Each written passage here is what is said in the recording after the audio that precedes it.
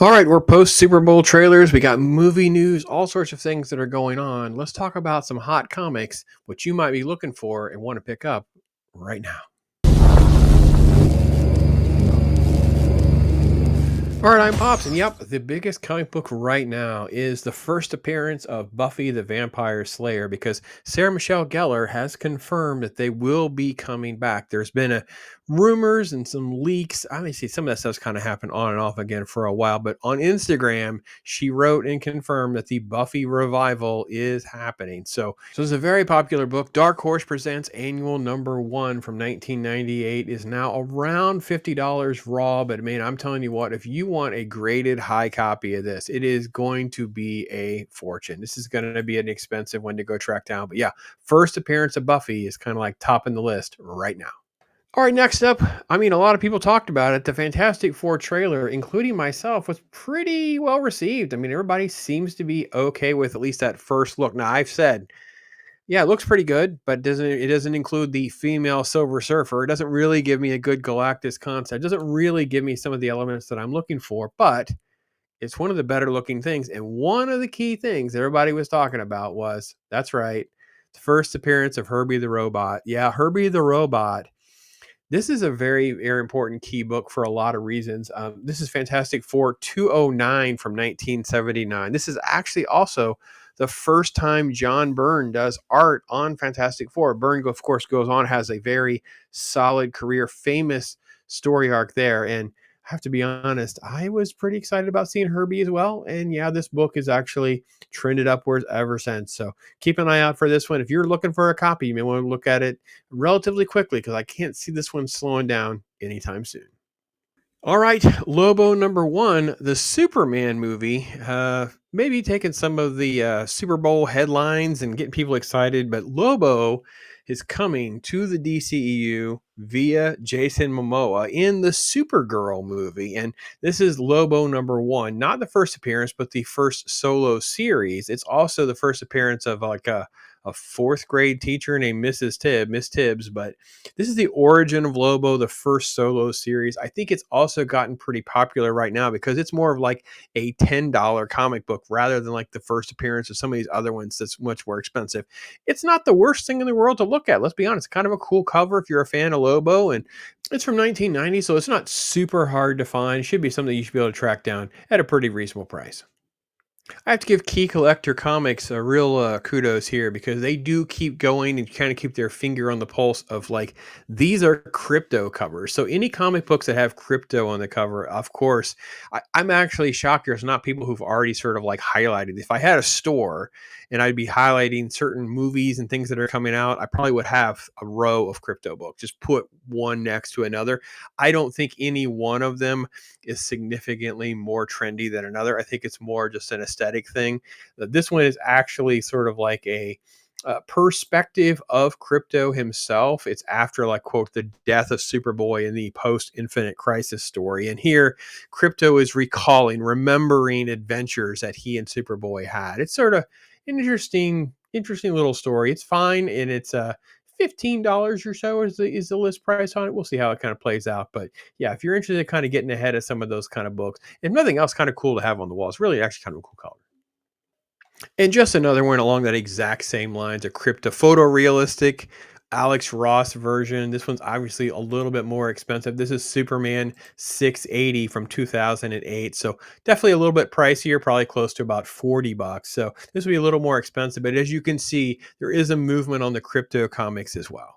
Well, there is a sad reality in comics, and that is entertainment does move the needle way more than comic books themselves. Reality is Ultimate Spider Man and the Ultimate Universe, and maybe some of the Absolute Batman, the Absolute stuff, and maybe some scattered things here and there with indie comics.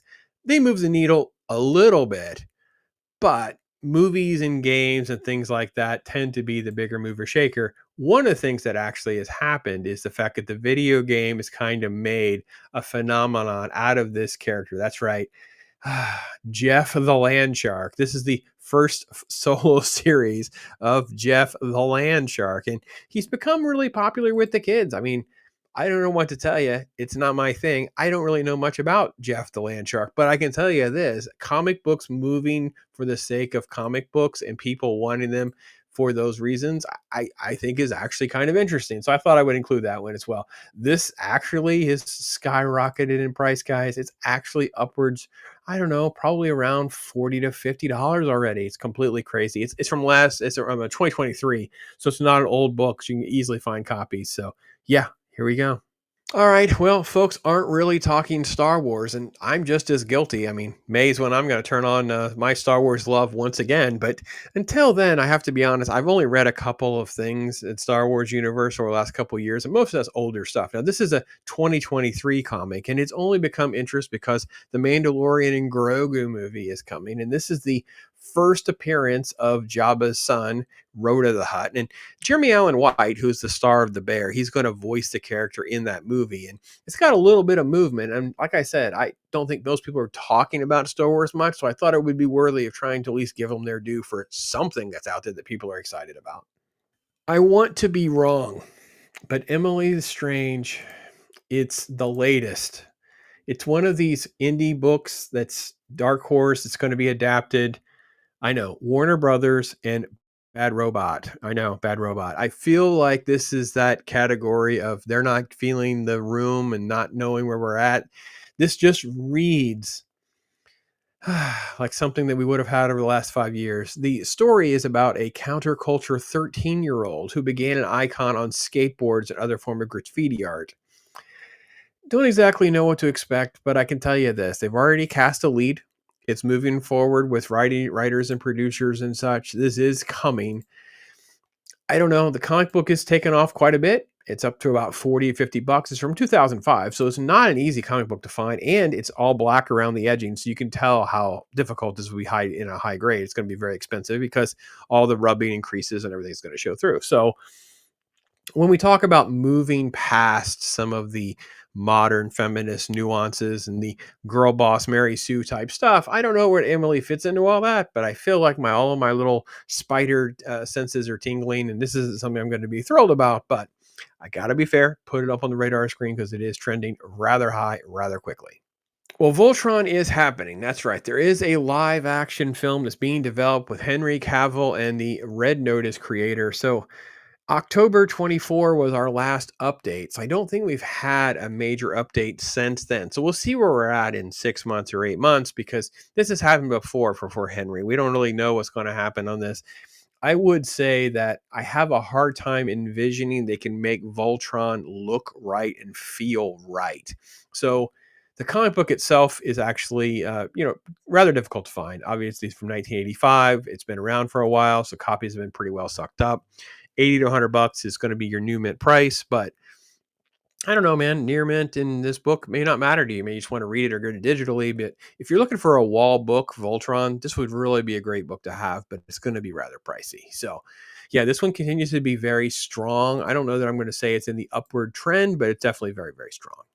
All right, I know some of you are just going to be so mad. I mean, I literally had someone come up to me at an event. I couldn't believe it. This is not a comic book type event. And of all the comic books that I had, this is the book that they asked for. Do you have any Absolute Batman? I don't know why that would have been the environment to have Absolute Batman, but it's trending the most amongst the Absolute titles. There are variant covers that I've talked about before and are trending very high, but this one's around $25 or so. It's definitely the premier issue of the series and all that. But I'm not a huge fan. I don't think that this is going to be the kind of thing we're going to talk about 10 years from now. It's going to be another one of these elseworld cool things that happen. People will enjoy reading it for the sake of having it, but overall, there won't be any real footprint from it all. But for the sake of comic books, for the sake of comic books influencing comic books, it's trending pretty well, doing quite well. I'm just going to mention Sentry because it's the antagonist in Thunderbolts. Because we're going to take all the villains and have them face off against Sentry, and his alter ego will be key to that story, I'm sure, in some way, shape, or form. I'm no fan of the character. I'm also no fan of what they're going to be doing there. But if you remember Bob from Maverick, right? Bob, yeah, Lewis Pullman that played Bob. Well, he's playing Bob again. This time, Bob Reynolds, aka The Void, aka Sentry. This is the first appearance thereof. And as you can see from what I said earlier as well, the dark edges and all that kind of stuff is going to lend itself to be a difficult book to find from 25 years ago. And yeah, it's going to trend closer to $80 to $100 accordingly, or graded copies will be even more so. But yeah, first appearance of Century is definitely still trending upward. All right, so just some general hot books, things that people are talking about. Key Collector has been fantastic at kind of keeping their finger on the pulse of things. I do think that overall, it's the fads and it's the trends that are driving comic books right now. It is not even these hot comics. It is the variant cover from a MegaCon event, or it's the graded copies that people are investing and speculating on. It's those kinds of things. I don't see people collecting like they used to. Not like when I was a reader. Like no one's going, listen, I need these 4 issues here. I need this story. No one in floppies. People are doing graphic novels on Amazon, things of that don't help the local comic book stores. And I feel like we're still on a very pessimistic side of the industry. I think even crowdfunding has really drawn back a lot because some folks are not delivering. 25 to 35 books per book aren't really giving you much to go on when it takes you another year or 2 years to get another book or follow up to that story. So I feel like the industry doesn't quite know what to do. I'm still in the camp of finding good things and I'll just ride those for as long as I can. I was just telling someone very close to me about Conan, the Transformers and the Energon verse, and all the different books associated with that. Ghost Machine, I'm still enjoying. And then, of course, there's just random ones, right? I'm back on trying to give some of the Spawn books a chance, but we had a year where not much happened that was worth reading. Really, just great art, but that doesn't make it all work. I think everything Jeremy Adams is doing at DC has been fine. And I think there's good artists and little mini series along the way that are really pretty good, but it's not like we're seeing like these massive titles and runs, and we're not seeing people stick with things like 2 year. Now we're not like I mentioned earlier, like the Fantastic Four John Byrne run. That's kind of like ancient history, man. We're not seeing that kind of stuff anymore. So we're really in a rough place, but here's some of the things that are real popular. And I just wanted your thoughts on it. Throw it out there for you guys to discuss. Tell me what you guys think. I'm Pops.